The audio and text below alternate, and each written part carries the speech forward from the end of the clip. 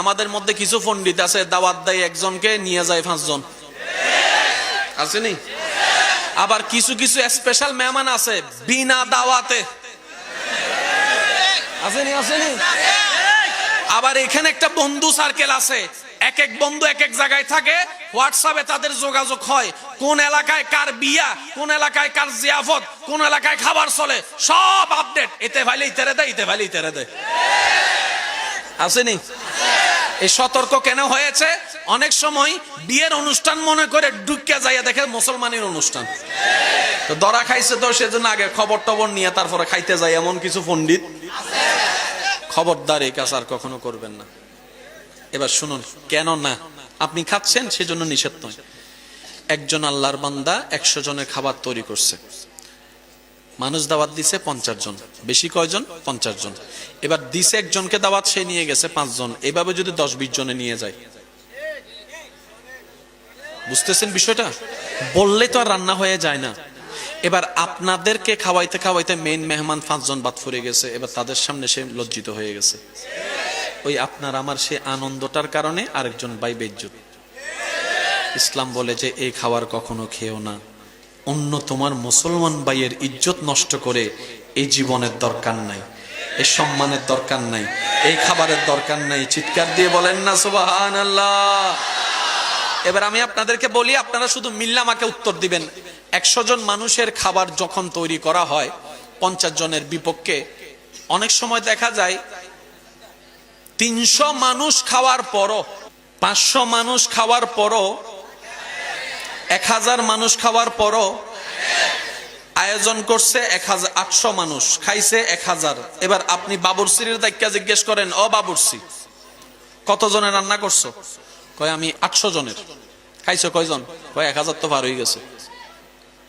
এবার বলো মুরগির ফিস করছো কয়টা? কয় 800টা। এখন কয়টা আছে? কয় আরো 20টা আছে।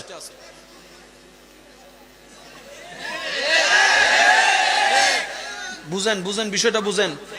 800 আর 1200 পার্থক্য, 2 সাইডটা না হয় এদিকে ওদিকে হতে পারে। সবাই মনে করেন মুরগি খাই নাই আর কি, 3-4 জনের রেখা দিছে। 1000 খাওয়ার পরও আরো 20টা আছে। কহ তুই কি নিজের থেকে দিছস? বাবুরচি কি আমি কি তোর হালা লাগিনি, নিজের থেকে দিই। ভাত কতটুক আছে? কয় আরো 50 জন খাইতে পারবো। ডাইল কদ্দুর আছে? কয় আরো চলবো। এবার সে চিন্তা করে কি রে, 800 মানুষ 1000, 800 মানুষ 1000, 800 মানুষ 200 কেমনে বাড়লো, আরো কেমনে থাকলো, আরো কেমনে থাকলো, টেনশনে টেনশনে টেনশনে টেনশনে। এবার সেই মাইয়ের মা যার বিয়ে হয়েছে, ওর মা আয়সা জামাইরে কয়, আপনি টেনশন করেন কা? বিয়ের আগেও দেখি টেনশন করছেন, কেমনে বিয়ে দিবেন কেমনে বিয়ে দিবেন, এই টেনশন করছেন, এখনো দেখি টেনশন করেন। কয় আগে টেনশন করছি খাওয়ামু কেমনে, এই টেনশনে। এখন চিন্তা করতেছি এত খাবার আইলো কোন জায়গার থেকে, এই টেনশনে। কয় বুঝলাম না। কয় 800 মানুষের খাবার আমরা তৈরি করছি, 500 জন আসবে বলছে, 800 জন তৈরি করছি, 1000 জন পার হয়ে গেছে। বাবুর্চি বলে আরো নাকি অনেক মানুষের খাবার হবে, ব্যাপারটা তো বুঝলাম না। তখন সেই মেয়ের মা, সেই ছেলের মা বলে যে ওগো ওগো আমার স্বামী, আপনি এত টেনশন কেন করেন? বাচ্চা যার বিয়ে হচ্ছে তার মা বাপ হিসেবে যেরকম আমাদের দায়িত্ব আছে, ওনার একজন স্রষ্টা তো আছে, ওনারও তো একটা দায়িত্ব আছে, ওনারও তো একটা দায়িত্ব আছে। শুধু তো মার দায়িত্ব নয়, শুধু তো বাবার দায়িত্ব নয়, ওই রবেরও তো একটা দায়িত্ব আছে। ওই গত পরশুদিন আমি বললাম না, আল্লাহ আছে, আল্লাহ যেমনি ইচ্ছে তেমনি করবে, আল্লাহর উপর ভরসা। আল্লাহ বলে যে তুই আমার নাম নিয়েছস, বেইজ্জত হবি, তা কখনো হতে পারে না। আমি আল্লাহ খাবারে বরকত দিয়ে দিলাম। সুবহানাল্লাহ। এটার নাম ঈমান।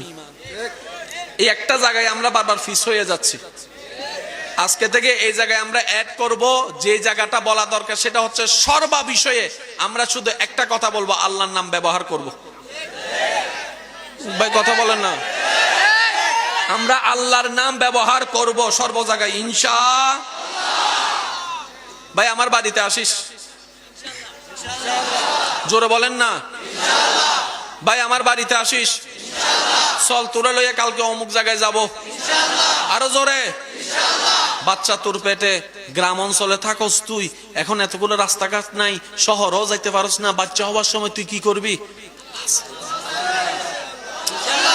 জোরে কর না, আওয়াজটা আমি শুনি নাই, তারও জোরে বলেন। যখন বান্দা জমিন থেকে বলে আল্লাহ আছে, ইচ্ছে করে বলুক, ইচ্ছাই বলুক, জেনে বলুক না জেনে বলুক, সাথে সাথে আল্লাহ কয়, ফেরেশতা আমার বান্দাকে আমার নাম নিছে রে, আমার বান্দা আমার নাম নিছে। আল্লাহ শুনলাম তো। কয় কেন আমার নাম কেন নিছে?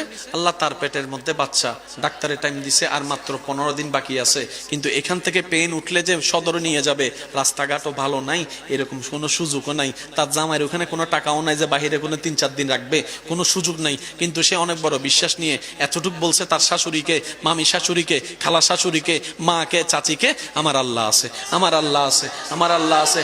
জি, আল্লাহ পাক বলে আমার বান্দা যেহেতু আমার নাম নিয়েছে, সুবহানাল্লাহ বলে না, আমার বান্দা বুঝে নেক আর না বুঝে নেক, আমার নাম নিয়েছে। এবার কোরআনের সূরা তালাক আয়াত ডাক দিয়ে বলে ওয়া মান ইয়াত্তাকিল্লাহ ইয়াজআল লাহু মাখরাজান, যে কোনো বিপদ আপদে ঈমান মজবুত রেখে আমার যে কোনো বান্দা আমি রবের নাম তাওয়াক্কুল করে যদি নেই, আমি আল্লাহ ওয়াদা করলাম বিবেক বলবে বাঁচার রাস্তা নাই, এমন রাস্তা থেকে আমি তাকে পথ বের করে দিব। বলেন এখানে অনেক প্রবাসী ভাই আছেন, থাকলে হ্যাঁ বলবেন, না থাকলে না বলবেন, সমস্যা নেই, আছে। এখানে অনেক প্রবাসী ভাই এমন আছেন যাওয়ার ভিসা চলে আসছে কিন্তু টিকেটের টাকা ছিল না। ভিসা চলে আসছে কিন্তু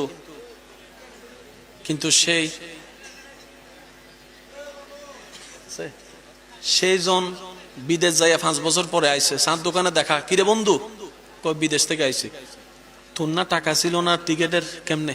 কয় এমনি এমনি হয়ে গেছে। আল্লাহ কয় এমনি এমনি না, হাত তোলার দরকার নাই, আমার